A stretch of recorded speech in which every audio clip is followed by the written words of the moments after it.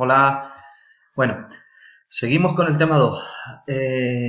Aquí también tienen otra práctica. ¿De acuerdo? Lo explico ya antes de seguir con el tema y así se hacen una idea. Miren, este tema, el tema 2 es la influencia de los contextos.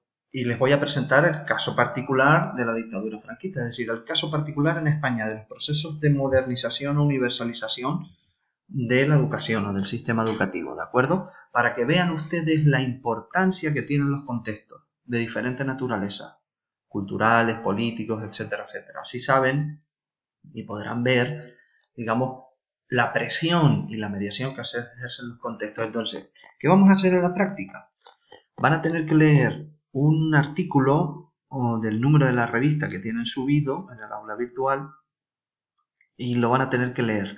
Y van a tener que decirme por qué en los años 50 se habló de derecho y educación e igualdad de oportunidades durante la dictadura, ¿de acuerdo?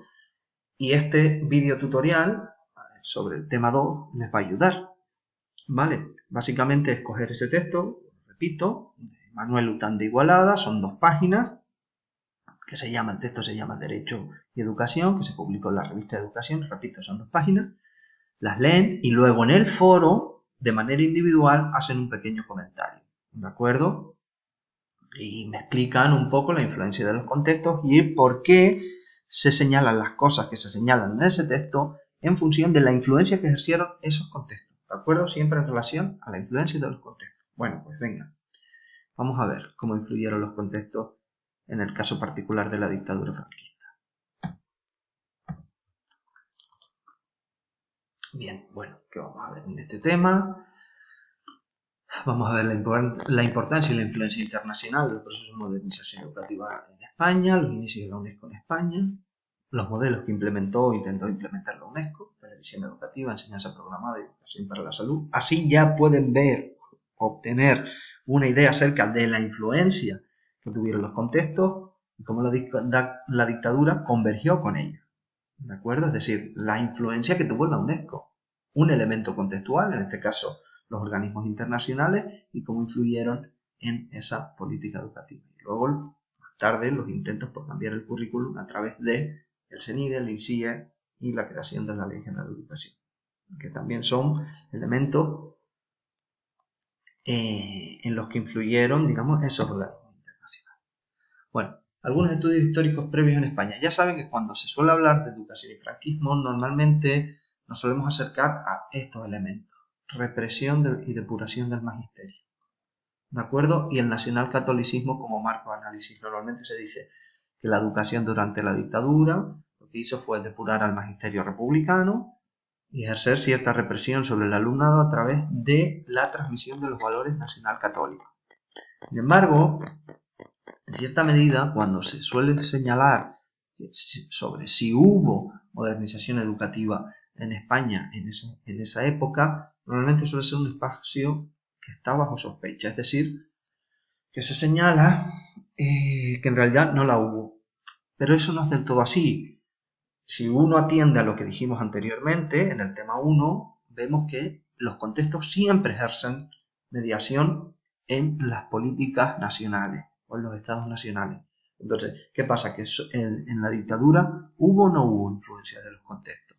Es decir, hubo un intento de modernización educativa hacia una nueva concepción educativa que emergió o nació en los organismos internacionales.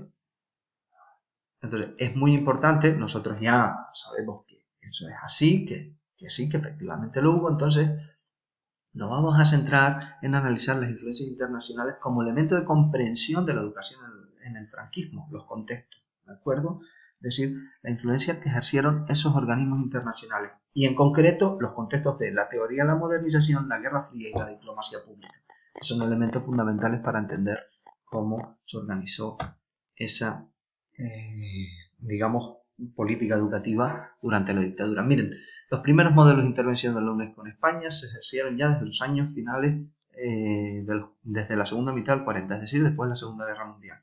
Por ejemplo, ya hubo un intento por revisar los manuales escolares bajo el programa de International Standard and Peace and Scientific and Cultural History of Mankind. ¿De acuerdo? Es decir, el programa es de comprensión internacional y la paz, y la historia científica y cultural de la humanidad. ¿De acuerdo? Esos programas se desarrollaron en España y fueron promovidos por la UNESCO. Y básicamente era revisar los manuales escolares para eliminar aquellos tópicos que tenían sobre la importancia de la guerra o, digamos, el racismo u otros valores que podían tener los contenidos que podían llevar de nuevo a otra guerra mundial. Entonces la UNESCO propuso a los distintos países revisar sus manuales de historia y de geografía, y la dictadura lo hizo, ¿de acuerdo? Entre los años 50 y 54 modificó ciertos elementos de los libros de texto y firmó acuerdos con distintos países para revisarlo, ¿de acuerdo? Luego empezaron a surgir los proyectos de analfabetismo o de alfabetización y de educación popular. Surgieron también proyectos educativos sobre cine, radio y televisión educativa. Luego veremos un ejemplo. Incluso sobre educación agrícola, para producir un proceso de modernización en el país. ¿De acuerdo? Y se creó el Centro Iberoamericano de Formación del Profesorado de Enseñanzas Medias Técnicas en el año 55. Mira, aquí tienen los distintos documentos de archivo en ese sentido. ¿De acuerdo? Este es un documento firmado para, digamos, poder importar modelos educativos de la UNESCO en España. Aunque la carta es del año 61, aquí se señala que ese proceso comenzó a principios de los años 50. Y en este, por ejemplo, es un documento, el informe sobre la historia para el desarrollo de ese programa sobre historia científica y cultural de la humanidad, ¿de acuerdo? Y es del año 51. Y este es un documento de archivo para la revisión de manuales escolares, ¿vale? De libros de texto. Aquí tienen otros documentos de archivo, también sobre revisión de manuales escolares o libros de texto. Este es el proyecto de enseñanza técnicas medias para Iberoamérica. Y este es un proyecto o la primera asistencia de un técnico de la UNESCO en España para desarrollar un programa de televisión educativa. Este es otro sobre el desarrollo de la agricultura. Y este es para dejar viajar a distintos componentes del Instituto San José de Calasanz, es decir, para viajar en los años 50 a un congreso de la UNESCO que tuvo lugar en los años 50 en Milán, en Italia. Luego se empezaron a desarrollar otro tipo de proyectos ya en los años 60. Por ejemplo, se empezaron a desarrollar los modelos de protección escolar y se creó el Patronato de Igualdad de Oportunidades, el PIO, que fue una recomendación también dada por la UNESCO y la OCDE.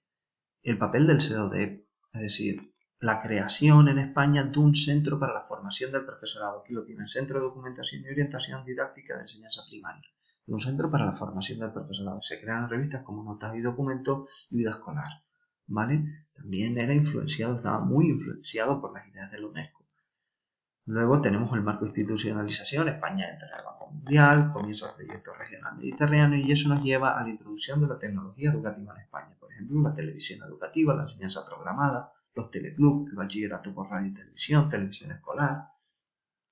Luego surgió también las ideas de planeamiento educativo, educación para la salud, el papel que jugaron las agencias americanas, la USAID y la UCIA, en intentar socializar sus ideas de modernización social en España a través de estas revistas, Facetas y Atlántico, ¿vale? Y aquí tenemos, por ejemplo, una serie de artículos que se publicaron en la revista Educación, la misma que van a leer ustedes, del artículo de Manuel Lután de Igualada, sobre el derecho a la enseñanza y su protección jurídica por el Estado, la conveniencia social de la democratización de la enseñanza, entendida como universalización de la enseñanza, debate sobre la igualdad de oportunidades para las familias con rentas bajas.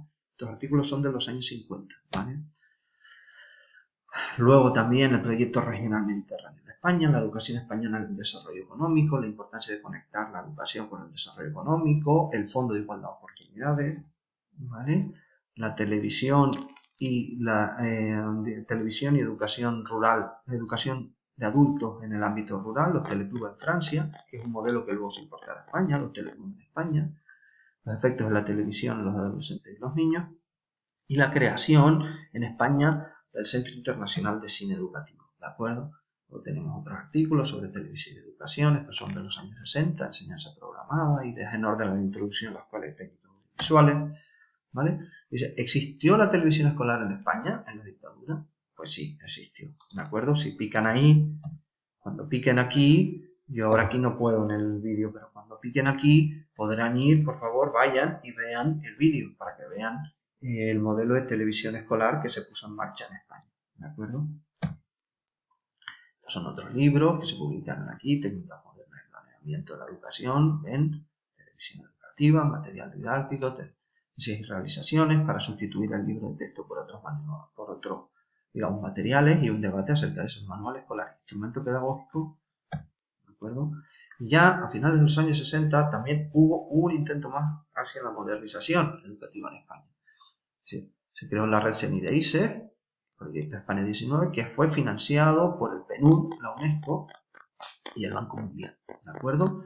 Se pusieron en marcha programas de enseñanza programada, enseñanza asistida por ordenador para la formación del profesorado y, por ejemplo, fue muy popular en esos años los modelos de circuito cerrado de televisión. Y este es un croquis que manejó el Ministerio de Educación en esos años, ¿vale? Sobre un modelo de circuito cerrado importado desde Francia por este señor que fue ATP, es decir, Advanced Training Personnel, es decir, una persona dedicada a la formación del profesorado de la UNESCO en España, que lo puso, digamos, o lo trajo de Francia.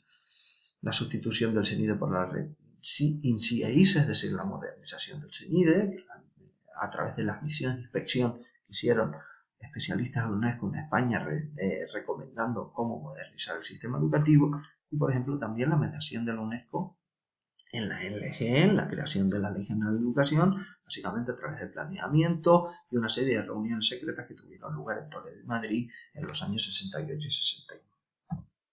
Aquí tenemos distintos documentos de archivo sobre esa cuestión, los miran con tranquilidad. ¿Y a qué conclusiones podemos llegar? ¿Qué importancia tienen los contextos? Se pusieron en marcha todas estas iniciativas, la conexión entre los contextos y los procesos, es decir, muchos de estos modelos se pusieron en marcha, no pudieron ser desarrollados en su totalidad, porque ya sabemos que los procesos están mediados por el conflicto y digamos, mediación o interacción que se da entre los distintos actores, ¿de acuerdo? Pero sí nos dice la importancia que tienen los contextos para ver la influencia de los organismos internacionales en la construcción social de la política educativa y la política curricular durante la dictadura. Es muy importante tener en cuenta esos contextos, ¿vale? Y la importancia de estudiar las políticas educativas y curriculares en la dictadura en el marco, dentro de los contextos, tener en cuenta una visión de contexto para entender la Guerra Fría y la teoría de la modernización. ¿Vale? Muy bien. Muchas gracias y espero que haya sido de vuestro interés. No se olviden, por favor, de hacer la práctica, comentar el artículo en los foros y tener en cuenta este vídeo titular para entender por qué en España hubo ese debate fuerte acerca del derecho a la educación.